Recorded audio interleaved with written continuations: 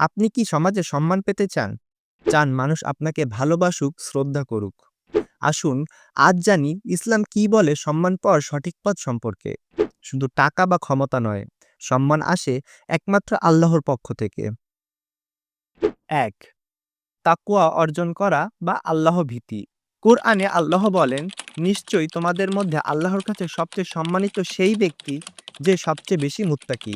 যারা আল্লাহকে ভয় করে, সমাজে তাদের মুখে আলো দেখা যায়। ২. ৫ ওয়াক্ত নামাজ কায়েম করা। নামাজ শুধু ইবাদত না, এটি ব্যক্তিত্ব গঠনের মাধ্যম। যে নামাজ পড়ে তার চরিত্রে আসে সম্মান ও ধৈর্য। ৩. সত্যবাদিতা ও বিশ্বস্ততা বজায় রাখা। রাসূলুল্লাহ সাল্লাল্লাহু আলাইহি ওয়াসাল্লাম বলেছেন, তোমরা সত্য বলো, কেননা সত্য নেকির দিকে নিয়ে যায়, আর নেকি জান্নাতের দিকে। বুখারী।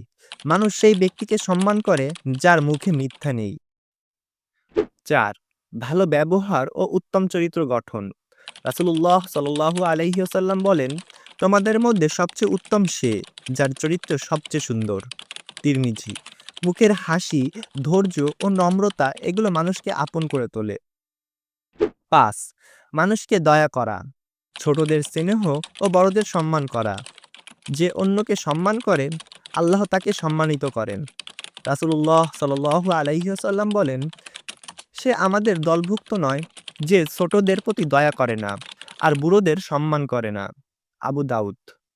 ৬. গীবত, হিংসা ও অহংকার থেকে দূরে থাকা।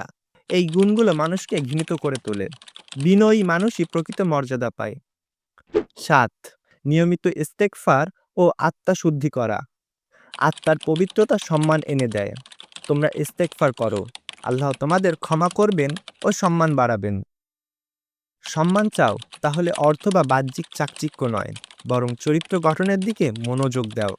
আল্লাহর পথে চলো, দেখবে দুনিয়া তোমার পিছনে আসবে। ভিডিওটি উপকারে এলে শেয়ার করুন বন্ধুদের সাথে। আর ইসলামী মোটিভেশনাল কন্টেন্ট পেতে আমাদেরকে ফলো অথবা সাবস্ক্রাইব করুন। আসসালামু আলাইকুম ওয়া রাহমাতুল্লাহ।